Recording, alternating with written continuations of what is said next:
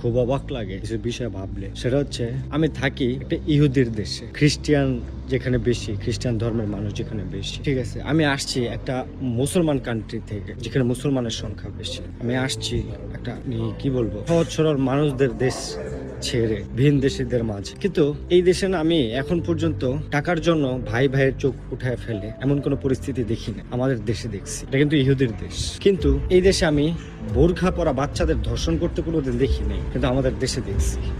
এই দেশে না ওই যে মেয়েরা যে ছোট ছোট প্যান্ট পরে, ছোট ছোট জামা পরে, যদি পাবলিক প্লেসে এমনি হাইটাও যায়, কারো সাহস হবে না কোনো একটা টিটকারি মারতে বা ইফটিজিং করতে। অনেকে তো ডরের তাকায়ও না। অথচ আমাদের বাংলাদেশে, আমাদের দেশে, সহজ সরল মানুষের দেশে বোরখা পরার থেকে শুরু করে 5 বছর 10 বছর বাচ্চা বাদ দিলাম, 60 বছর 70 বছরের যে বয়স্ক মহিলা, তাদেরকেও ধর্ষণ করা হয় আমাদের সহজ সরল দেশে। অনেকে আমাকে বলে যে তুই তো আছিস ইহুদির দেশে, অথচ আমি এই ইহুদির দেশে ধর্ষণ নামক কোনো কিছুই দেখি নাই।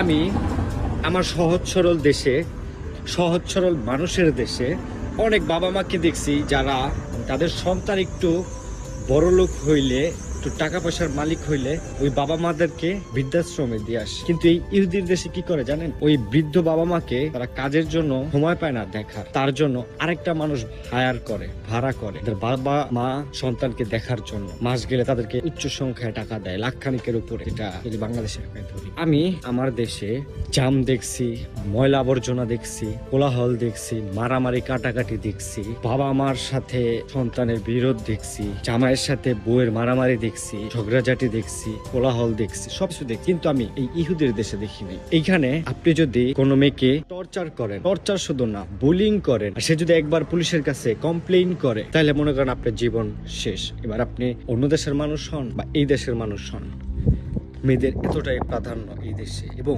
মেয়েদেরকে এত পরিমাণ সিকিউরিটি দেয় তারা।